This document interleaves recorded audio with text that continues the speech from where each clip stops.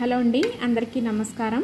ఈరోజు ఈ వీడియోలో పెరుగు ఆవడ ఎలా చేయాలనేది చూద్దామండి. వడల్లో చాలా రకాలు ఉంటాయి. అందులో పెరుగు వడని మాత్రం తప్పకుండా ట్రై చేసి తినాలి. వడల్ని ఫ్రెష్ పెరుగులో వేసి తింటే ఆ టేస్ట్ అసలు నెక్స్ట్ లెవెల్లో ఉంటుందండి. మరి ఈ పెరుగు వడల కోసం ముందుగా ఒక గ్లాసు మినపప్పును తీసుకొని 4 గంటల పాటు నానబెట్టాలి. తర్వాత స్టవ్ వెలిగించుకొని ఒక కడాయి పెట్టుకొని అందులో ఒక 4 టేబుల్ స్పూన్స్ వరకు ఆయిల్ వేసుకొని 1 టేబుల్ స్పూన్ వరకు తిరుమా దినుసులు, అలాగే 1 టేబుల్ స్పూన్ వరకు తరిగిన అల్లం ముక్కలు, 1 టేబుల్ స్పూన్ వరకు పచ్చిమిర్చి, అలాగే కొంచెం కరివేపాకును వేసుకొని ఇవంతా చక్కగా ఫ్రై చేసుకోవాలి. ఇవంతా మంచిగా ఫ్రై అయ్యాక ఒక 2 ఎండుమిర్చిని చిన్న చిన్న ముక్కలుగా కట్ చేసి వేసుకోవాలి. ఒక 1/2 టీ స్పూన్ పసుపు, కొంచెం కొత్తిమీర వేసుకొని ఇవంతా మంచిగా ఫ్రై చేసుకొని పక్కన పెట్టుకోవాలి. తర్వాత ముందుగా నానబెట్టుకున్న మినపప్పును శుభ్రంగా వాటర్తో కడిగేసి ఒక మిక్సీ జార్లో వేసుకోవాలి. తగినంత నీరు, రుచికి సరిపడా ఉప్పు వేసుకొని ఇడ్లీ పిండి కంటే కొంచెం గట్టిగా దీన్ని గ్రైండ్ చేసుకోవాలి. ఇలా గ్రైండ్ చేసుకున్న పిండిని ఒక బౌల్లో వేసుకొని చేతికి కాస్త తడి చేసుకొని కొంచెం పిండిని తీసుకోవాలి. పిండిని తీసుకొని వడల్లాగా ఒత్తి మధ్యలో సెంటర్లో హోల్ పెట్టి నూనెలో వదలాలి. చేతి మీద గారెలు చేసి నూనెలో వదలడం రాని వాళ్ళు ఒక మూత, ఏదైనా ఒక మూత తీసుకోండి. ఒక చిన్న క్లాత్ తీసుకోండి. అలానే ఒక చిన్న రబ్బర్ బ్యాండ్ తీసుకోండి ఏదైనా. వీడియోలో చూపించిన మాదిరి మూత మీద క్లాత్నంతా పరిచేసి వెనకాల ఉన్న క్లాత్ని ఒక ముడిలాగా చేసి దానికి రబ్బర్ బ్యాండ్ చుట్టేసేయాలి.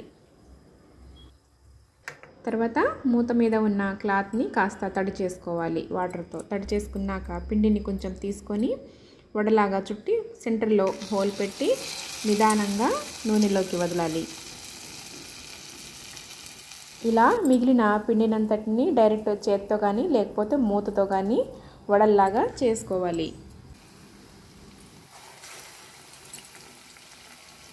వడలు డీప్ ఫ్రై చేసుకునేటప్పుడు బాగా ఎర్రగా ఫ్రై చేయవలసిన అవసరం లేదండి. కాస్త గోల్డెన్ షేడ్ వస్తే సరిపోతుంది. ఇలా మంచి కలర్ వచ్చాక వీటిని ప్లేట్లోకి తీసుకోవాలి. తర్వాత మనం ముందుగా సిద్ధం చేసుకున్న పోపుని ఫ్రెష్ పెరుగులో వేసేసేయాలి. ఈ పెరుగు 1 లీటర్ ఉంటుందండి.